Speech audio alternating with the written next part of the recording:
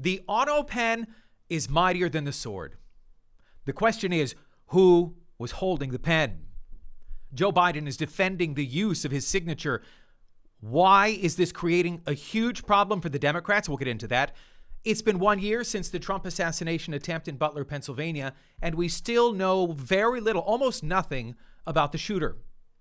And the underage illegal immigrant California pot farm scandal is worse than we first thought. Child trafficking, rape, kidnapping, child molestation, hit and run, DUI, way worse. I'm Daniel Cohen. This is the Daniel Cohen Show on the Real Life Network.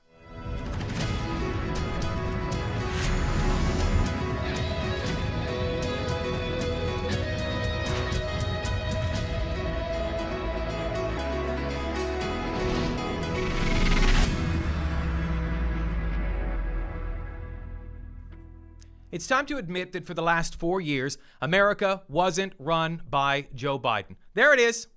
We said it. Yes, he was the guy in the suit, painfully delivering remarks that someone loaded into a teleprompter or a note card that they handed him in his lap in the Oval Office. But it's becoming more clear by each passing day, the Biden White House was run by someone else. Who is it? Who was it? Was it the Chief of Staff, Ron Klain? Was it advisor, Anita Dunn? Was it the president's wife, Jill Biden? A handful of unelected bureaucrats that the American people did not put in any sort of position to be making decisions. It was whoever was controlling a little machine called the Autopen. Listen. The president was begging the question that I think a lot of journalists in this room should be asking about whether or not the former president of the United States, who I think we can all finally agree was cognitively impaired. I know it took people some time to finally admit that, but we all know that to be true. Did the president even know about these pardons? Was his legal signature used without his consent or knowledge? And that's not just the president or me raising those questions, Caitlin. According to the New York Post, there are Biden officials from the previous White House who raised those questions and wondered if the president was even consulted about his legally binding signature being signed into documents. This is a huge story. We can't just say, oh, that's old. Joe Biden's it's not in office anymore. What does it matter? It matters. Okay, in a new interview with the New York Times, Joe Biden admits that he didn't sign all of the documents that had his signature. You didn't sign. How many of all of those did he know? His own former aide, her name was Neera Tanden, you see her on CNN. She testified that she directed the use of Biden's Autopen without knowing who gave the final approval. This is a quick soundbite, really quick, but I want you to hear it. We may play it twice. Here's Tanden in June, right after testifying in Washington, D.C. Was there an effort to disguise President Biden's condition? Absolutely not. Wait. Okay, wait. She's out of there. Play it one more time. Just play it one more time. It's really important. It sets everything up. Was there an effort to disguise President Biden's condition? Absolutely not. Okay, look, this is the story. It's not the actual signature. This is the story. The woman who used the president's signature said that she doesn't even know who authorized her to do it. According to Fox News, Tanden, she told the House Oversight Committee that she would send decision memos to the highest echelons of the White House. She would send the memo, then she would get it back later with an approval. But then she says she didn't know who actually made the final decision, who approved. That's the question. This is the story. Tanden admitted also, according to Fox News in that testimony to the House, that she had limited to no contact with the president, with Joe Biden. What? The person who was responsible for signing a signature had little to no contact with the president. That's insane. What? Joe Biden's on vacation. On vacation, his signature is appearing on presidential documents. My goodness. Before leaving the Oval Office, the Autopen gave clemency, in some instances, preemptive pardons to 1,500 people. Who was making those decisions? Who was signing? who was really running the country. Really quick, let's go through what does this mean for some of the most controversial Autopen pardons in American history. Dr. Anthony Fauci, the man who funded gain-of-function research in Wuhan, was, if it's not a lie, it was fudging at best to Congress where the money was coming from. Destroyed millions of lives with the lockdown policy. Recommended an unproven fast-track vaccine that did a lot of harm. A lot of harm. We can all agree on that. Hunter Biden, pardoned preemptively. Oh, speaking of unanswered questions, too, by the way, we still don't know where the cocaine that was found in the White House, who that belonged to. The January 6th committee, pardons for Adam Schiff, for Liz Cheney, the rest of the Trump-hating witch haters. That was all by Autopen. President Trump described the Autopen pardons void and vacant. Excuse me. He's absolutely correct. Attorney General Pam Bondi, you need to investigate every single one of these signatures. Every single one. It's not just about pardons. It's about the fundamental question of who was making the decisions for America. Who decided to abandon Afghanistan? That led to the death of 13 brave American servicemen and women at Abbey Gate in Kabul. Who left the southern border wide open? Who made that decision? Millions of people poured across the border during the Biden administration. Who sent billions to Ukraine while Americans suffered? Special counsel Robert Hur, I'll remind you, he said that Joe Biden was too senile to be prosecuted for the classified documents that were found in his garage next to his car. That he was too senile to prosecute, but somehow fit enough to be president? According to the Democrats, sharp as a tack, behind the scenes. It's crazy. I hear you saying, Daniel, come on, presidents have used Autopen. Yeah, that's true. They've used Autopen for signing birthday cards to constituents, for a routine correspondence that may go out from the White House, but not for pardoning one of the architects of gain-of-function research.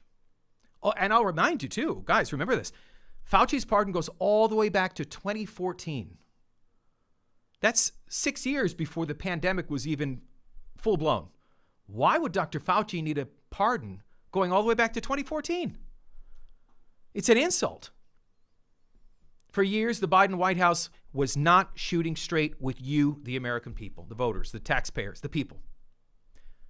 Democrats were propping up a senile old man, Weekend at Bernie's style, while there was some kind of unelected shadow government. Who was it running the most powerful nation on earth? We still don't know. It's not a stretch by any means to conclude that Joe Biden had no idea what he was signing or what was being signed in his name.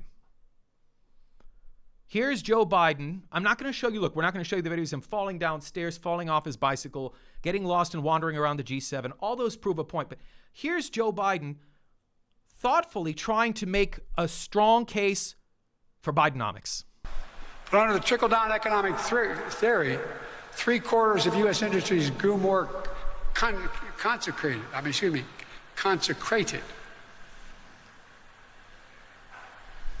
I'm thinking I didn't go to Mass. Oh, boy. He gets a laugh. Moments of clarity, I suppose. Listen, we hope the Trump administration will get to the bottom of this scandal. We hope every Autopen signature is investigated, that every fake pardon is challenged. The American people, you deserve the truth. And speaking of truth, truth surfacing. Something reeks in California. Smells a lot like pot. We've got new information in the illegal immigrant pot farm scandal, which includes an alleged human trafficking ring. You're watching The Daniel Cohen Show on the Real Life Network. Get what you need when you need it. God's Word has the power to encourage, instruct, comfort, and guide us no matter the circumstance. Recently, Sharon said, I found myself in an uncomfortable biblical worldview discussion with my family. I pulled out my phone, opened the Real Life app, and found a scripture I then shared in the discussion, which brought such great comfort to my heart. Get the Real Life app for free, available for download in the iTunes, Google Play, and Amazon app stores. While the media obsesses over deportation sob stories, ICE agents just rescued 14 children from what appears to be forced labor on a marijuana farm.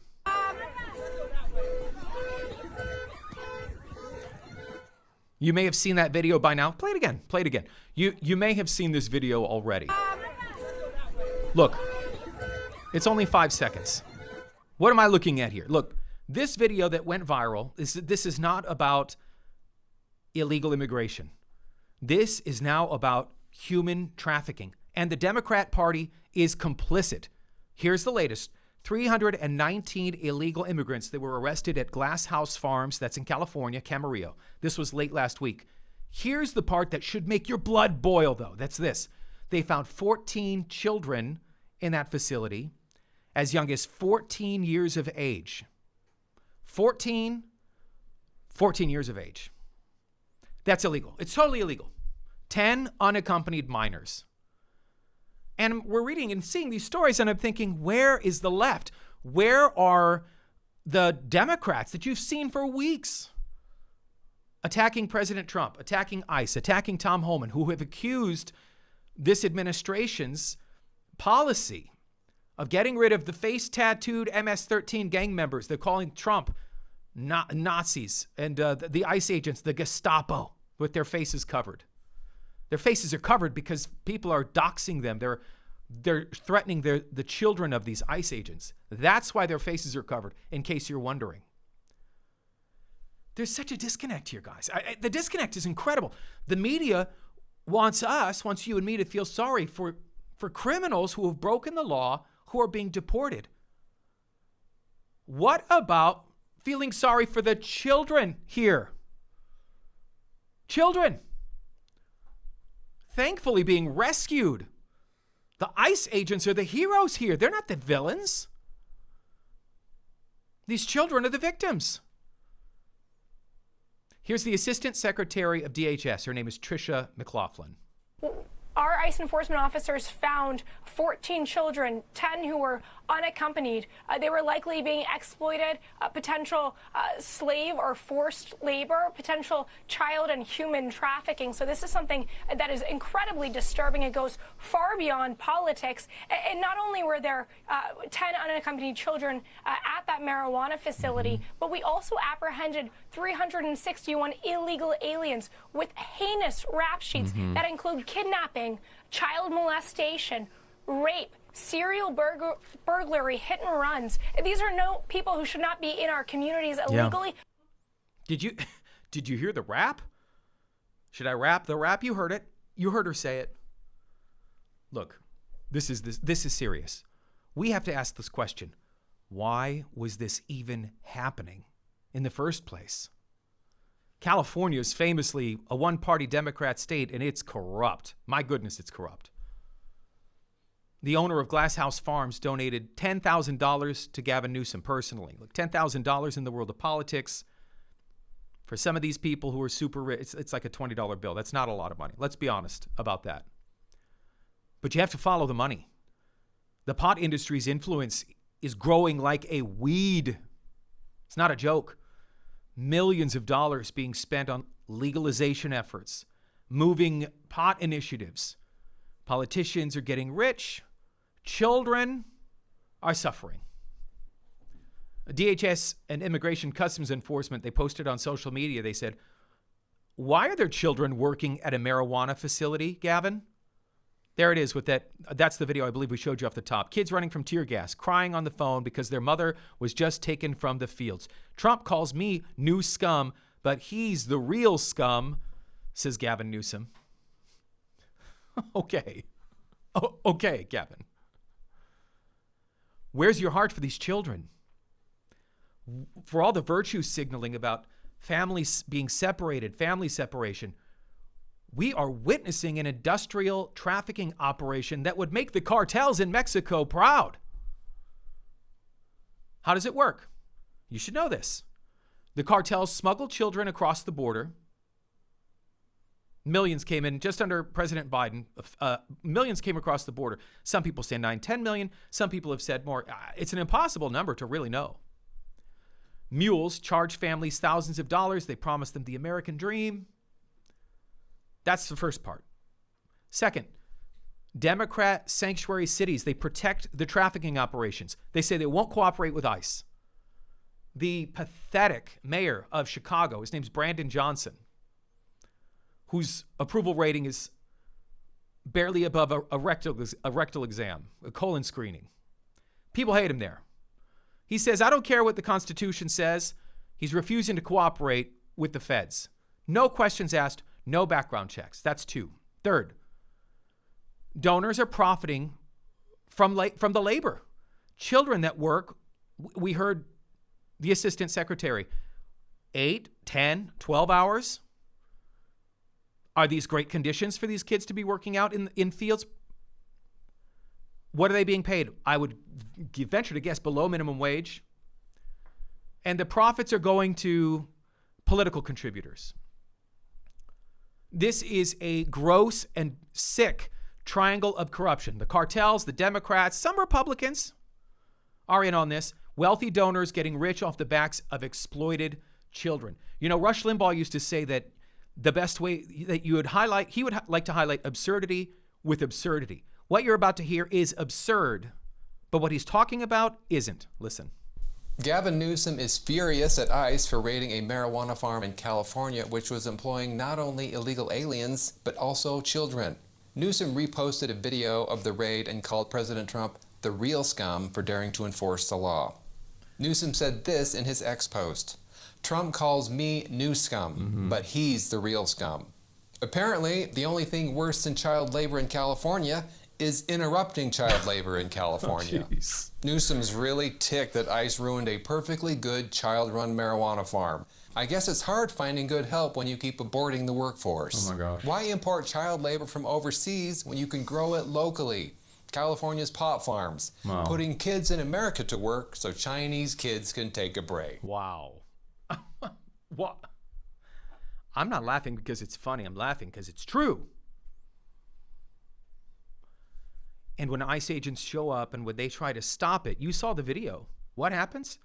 Protesters attacking federal agents, throwing rocks, throwing bottles at the people who are trying to rescue children. And Democrats crying, saying, oh, these are desperate families. They're just seeking a better life for themselves. This is organized crime, masquerading as compassion. These aren't families. We even heard about the unaccompanied minors. Matthew 18:6, it says, whoever causes harm to a little child, it says it'd be better to be thrown into the sea, into the ocean, the water, with a millstone around your neck.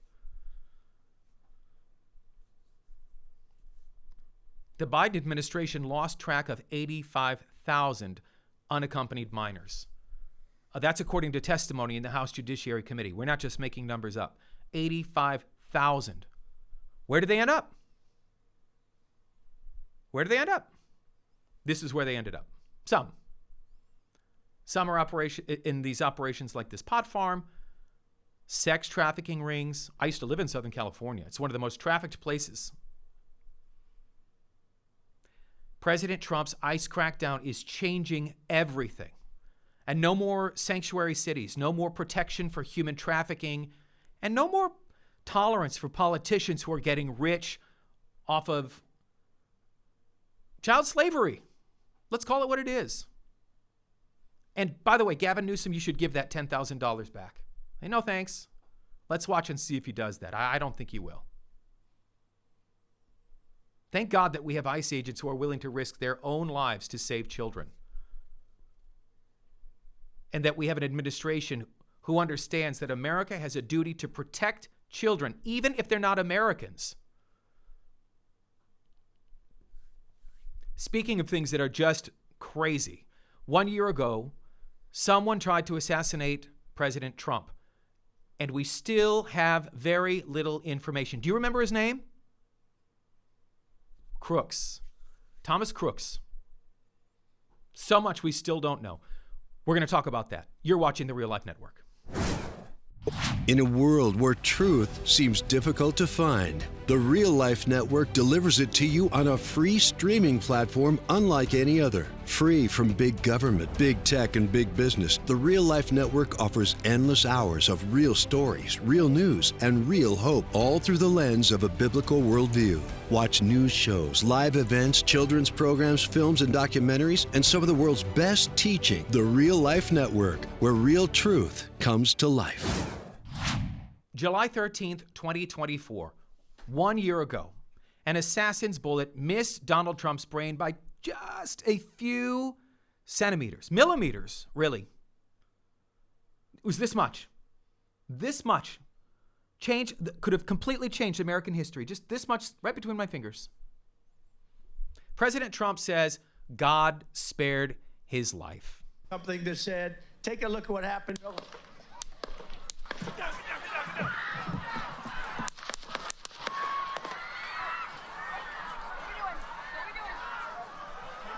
Right here, it looks like they are attempting to move him out, that he may have been injured. Yeah. Do you remember? I'm sure you remember where you were. Remember this iconic image? This is one of the all-time iconic images. You may love or hate President Trump. This is an iconic image. The bullet grazes his ear. He starts to bleed. He's holding a hand up saying, "Fight. Fight, fight." I think he said it 3 times. Fight, fight, fight. That was his gut instinctual reaction to coming within millimeters, not an inch of his life, millimeters of his life. It's been 1 year. And we have to ask, why don't we know more about Thomas Matthew Crooks? Did you remember that was his name? This kid. Look at this kid, this pimple-faced kid. The FBI claims that the motive for the shooting is still unclear.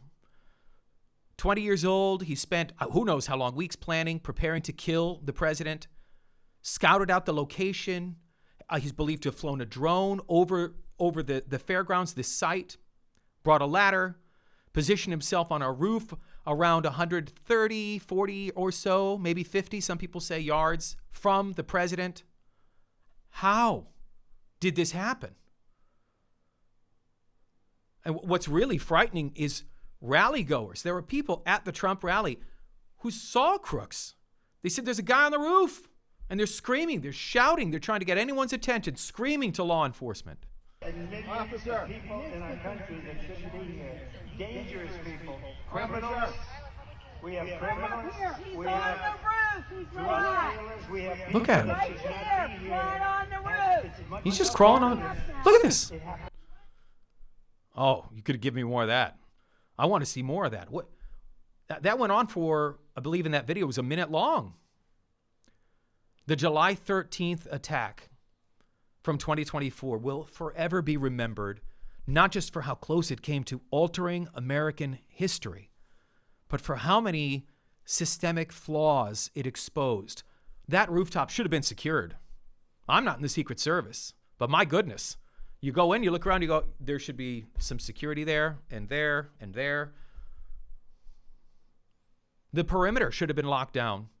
Communication between agencies. And remember that day there was some breakdown at exactly the wrong moment. Why? Why? The DEI hiring, it's a scandal. It's another scandal. The Secret Service was prioritizing diversity over competence. And it almost got President Trump killed. Do you remember this lady? Do you remember her? She was famously out front while they were trying to usher President Trump into that black vehicle there. We have the video. She fails to holster her weapon, which seemed like an eternity. Here she is. From the first shot fired, there were 8 total from Crooks for the Secret Service, which performed a disservice. And they're trying to reach President Trump, and they're trying to get him in the car. And I'll just point out, these ladies, they look lost. There she is trying to put her gun. Okay, you got it. Good. I get it. It's chaotic. But this was a disaster. This is a mess. when your job is to take a bullet for the president, that is the job of the Secret Service. My life for his. And they all know it. Willingly. Patriotically. The only qualification that matters is, can you do the job? That's it. They were too small. Trump's a big guy. Remember, they were trying to like block with their arms. That's not how you protect the president. Let's play something out. Let's play out a really, frightening scenario. Let's say that the bullet found its target. What would America look like today? Kamala Harris. We don't know for sure that she would be president, but let's say that she could be president. Let's just say it. Let's just say in our minds that the MAGA base did not rally completely behind J.D. Vance, the black vote, the Asian vote, the Mexican vote, the Jewish vote behind Trump like they did that broke for him. What a scary scenario. The woman who didn't receive a single primary vote, not one, but somehow find herself at the top of the Democrat ticket. Remember when she was asked when she was the border czar and why she hadn't visited the border, and she said, "Oh yeah, I haven't been to Europe either." The cackling, the lack of any kind of depth on domestic policy, foreign policy, the split in the Democrat Party and support, non-support for Israel, not supporting Israel, for support for Netanyahu, not supporting Netanyahu. What would the 12-day war with Israel and the United States taking out Iranian nuclear sites, what would that have looked like with the Kamala Harris? It gives me shivers to think about. China may have already invaded Taiwan. The economy could have been in total collapse. We could be on the verge of a World War III if Kamala Harris had won. Wow. The world and the United States literally dodged a bullet. Just a few centimeters, just this much. The greatest political comeback in American history would never have happened. We know more about the Kennedy assassination from 60 years ago than we know about an attempt on President Trump's life from just one year ago. Here's Arizona Representative Eli Crane.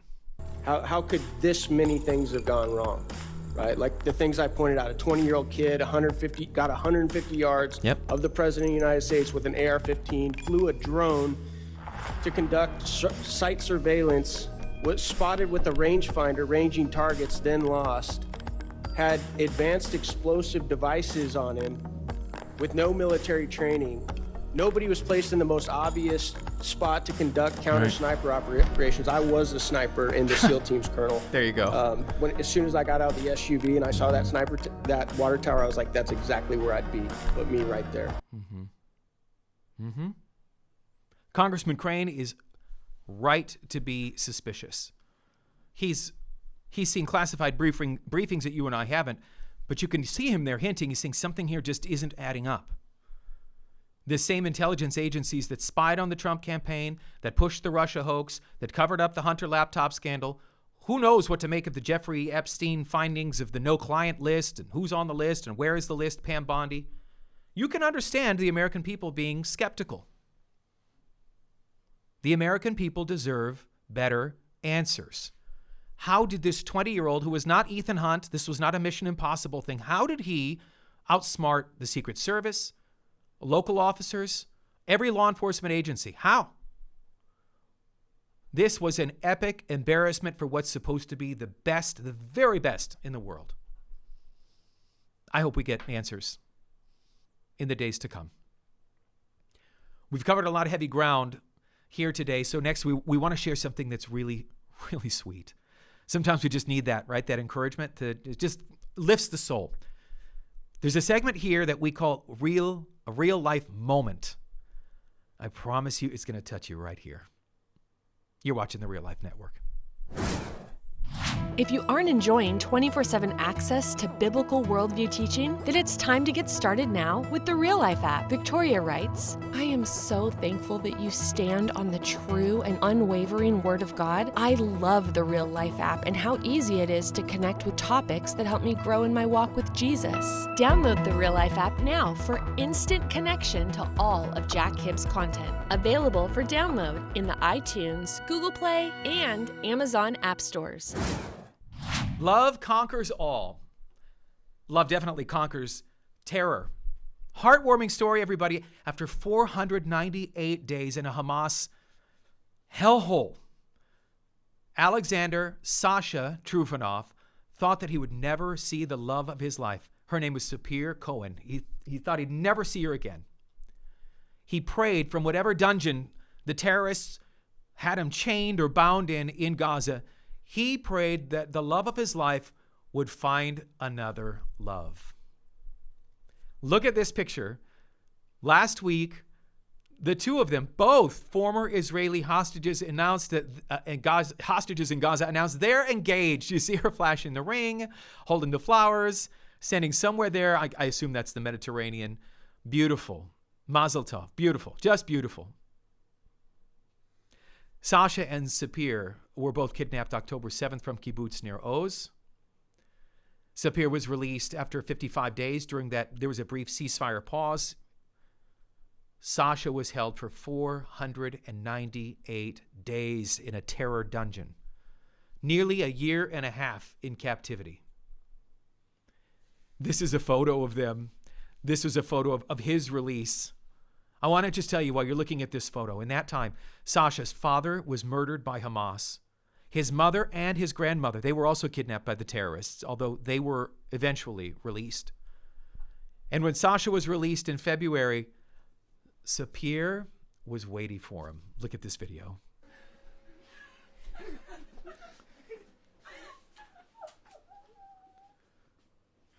What a moment.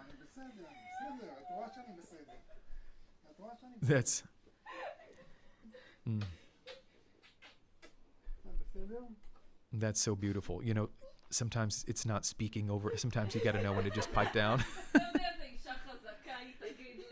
Basically, that was Sapir in Hebrew. She was saying to Sasha, she's saying, your mother is, she was acknowledging her strength. I love that video. I just loved that video. So for the last 5 months, Sasha and Sapir have been healing. They've been making plans to rebuild their lives together and planning a future together. This wedding, their story, is a testimony. This is not just two people who are engaged. Yes, of course, they were former hostages. Can imagine what they endured together. We don't know everything. Love over hate, hope over despair, and a prophetic picture. Israel is God's covenant nation. These people, these represent God's chosen people. God promised Israel to the seed of Abraham. King David declared Jerusalem the capital of Israel 3,000 years ago. And it doesn't matter how much hatred from Hamas, Hezbollah, the Houthis, Iran, God's plans cannot be stopped. No one can destroy what God has ordained. Song of Solomon 8, it says that love is as strong as death. Many waters cannot quench love, neither can floods drown it. I love that. Song of Solomon, I love that. Sasha and Sapir really prove that. They bear that out, don't they? And it's the power of a God who turns mourning into dancing and gives beauty for ashes. And I know not every story in Gaza has ended that way, and there are still hostages that are there, and we want them all home. Yesterday, we want them all home. So we lift them up in prayer, and I pray that you lift them up in prayer as well. We need your prayers in Israel. We feel your prayers, and the prayers of the righteous are powerful and effective. So I just encourage you to be praying. Just be praying. Pray that they come home. Thank you, everybody, for joining us here on The Daniel Cohen Show. We connect the news to the good news of the gospel. That's our mission. That's our mandate. Thank you again for watching. From Israel, for the Real Life Network, I'm Daniel Cohen. See you next time.